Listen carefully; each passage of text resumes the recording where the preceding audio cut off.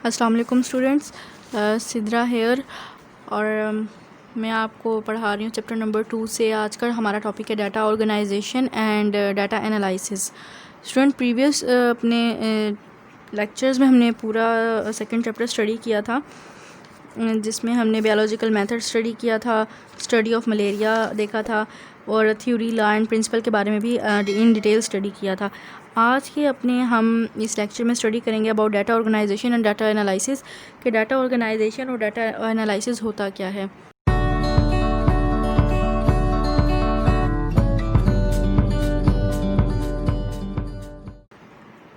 सबसे पहले हम देखते हैं कि data, what is data, data होते क्या हैं दोनों। स्टूडेंट डाटा जो होता है ये कोई भी इंफॉर्मेशन हो सकती है, कोई भी information related to name, values, dates, या हम कोई भी नेम होता है, हम अपनी ऑब्जर्वेशन या एक्सपेरिमेंट से कोई भी नेम, वैल्यू या डेट इस तरह का कुछ भी मटेरियल लेते हैं, कोई भी इंफॉर्मेशन लेते हैं तो वो क्या कहलाती है, डाटा कहलाती है। नेक्स्ट, डाटा दो तरह का होता है, एक data organization and data analysis. Student जो डाटा ऑर्गेनाइजेशन और डाटा एनालिसिस हैं ये दोनों ही इंपॉर्टेंट स्टेप्स होते हैं इन दी बायोलॉजिकल मेथड के अंदर। ये दोनों ही इंपॉर्टेंट रोल प्ले करते हैं in solving a biological problem के अंदर। ठीक है, अब सबसे पहले हम देखते हैं कि डाटा एनालिसिस क्या होता है। डाटा एनालिसिस के अंदर होता है कि हमने डाटा को एनालाइज करना है कि वो डाटा किस तरह का। ये डन होता है स्टैटिस्टिकल, कुछ दो तरह के स्टैटिस्टिकल मेथड्स होते हैं, उनके थ्रू हम अपना डाटा जो होता है वो एनालाइज कर सकते हैं। स्टैटिस्टिकल मेथड्स कौन से होते हैं, एक होता है रेशो और दूसरा होता है प्रपोर्शन। और नेक्स्ट देखते हैं कि डाटा ऑर्गेनाइजेशन क्या होती है। डाटा ऑर्गेनाइजेशन जो होती है स्टूडेंट्स, ये इसके अंदर हम ये देखते हैं कि हमारा जो डाटा है उसको हमने ऑर्गेनाइज़ कैसे करना है, उसको हमने कलेक्ट किस तरह से करना है। उसकी कलेक्शन होगी या जितना भी हमारे पास डाटा है उस सबको हमने एक जगह पे तरतीब देना है, ऑर्गेनाइज़ करना है, उसको एक ही जगह पे रखना है तरतीब के साथ। ठीक है, ये डाटा ऑर्गेनाइजेशन होता है। डाटा ऑर्गेनाइज्ड होता है, डिफरेंट किस्म के फॉर्मेट्स होते हैं ऑर्गेनाइज़ करने के लिए। लाइक हम उसको ग्राफ्स में भी कर सकते हैं, टेबल्स, फ्लो चार्ट्स, मैप या डायग्राम्स, कुछ भी यूज़ करके हम अपने डाटा को अच्छी तरह से क्या कर सकते हैं, ऑर्गेनाइज़ कर सकते हैं। ठीक है स्टूडेंट्स, नेक्स्ट हम चलते हैं डाटा एनालिसिस के स्टैटिस्टिकल मेथड्स देखते हैं जो कि रेशो और प्रपोर्शन है। सबसे पहले हम जो है वो स्टडी करते हैं अबाउट रेशो के बारे में। रेशो क्या होती है स्टूडेंट्स,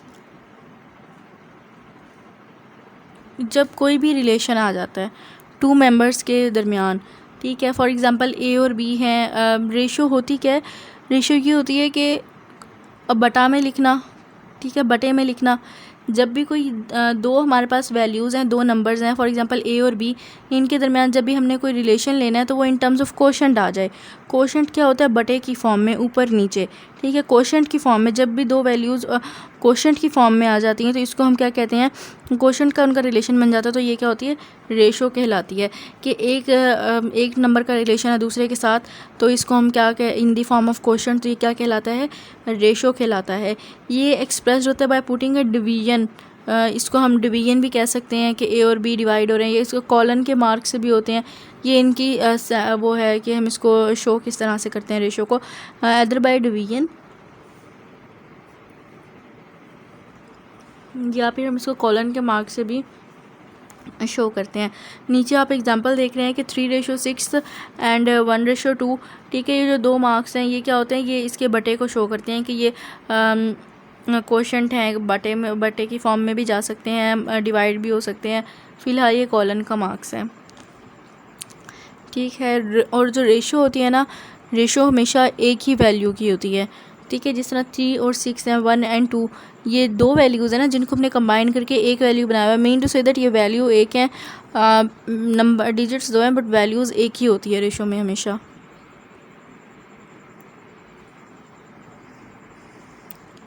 नेक्स्ट हम देखते हैं प्रपोर्शन। प्रपोर्शन मीन्स होता है कि जो टू नंबर्स होते हैं ना, टू इक्वल रेशोज़ के नंबर होते हैं, उनको आपस में ज्वाइन कर देना। ठीक है, means to join two equal ratios by the sign of equality. Equality के साइन से हमने दो रेशोज़ को आपस में कंबाइन करना है। अब दो रेशो किस तरह से होती हैं, फॉर एग्जांपल एक है A/B और एक है C/D। ये अलग अलग रेशोज़ हैं ना, A/B और C/D। जब हमने इन दोनों रेशोज़ को आपस में कंबाइन करना होगा तो वो हम किस तरह से करेंगे, इनके दरमियान में साइन डालते हैं इक्वालिटी का।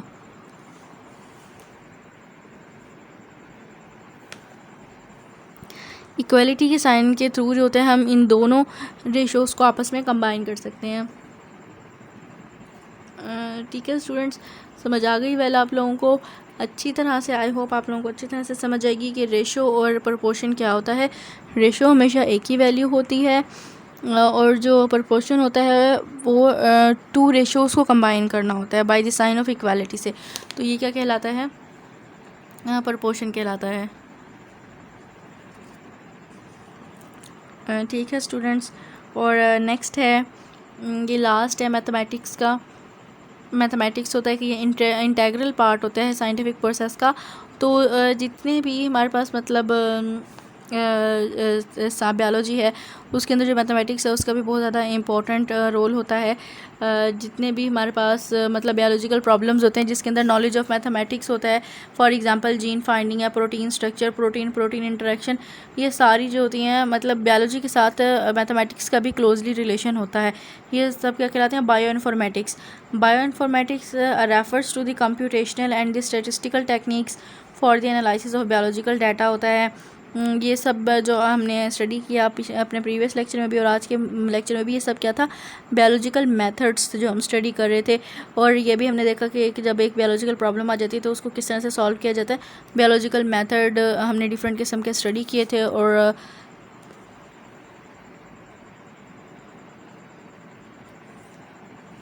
बायोलॉजिकल प्रॉब्लम्स भी सॉल्व करने के डिफरेंट हमने मेथड्स देखे अपने तमाम लेक्चर्स में। Thank you students. अगर आप लोगों को कोई बात समझ नहीं आई, और मैं हर वीडियो में आप लोगों से यही कहती हूँ कि अगर आप लोगों को कोई बात समझ नहीं आई, कोई पॉइंट क्लियर नहीं हुआ है तो वो आप मुझसे पूछ सकते हैं नीचे कमेंट सेक्शन में। इंशाल्लाह मैं आप लोगों के हर सवाल का जवाब दूंगी अगर आप मुझसे पूछेंगे तो।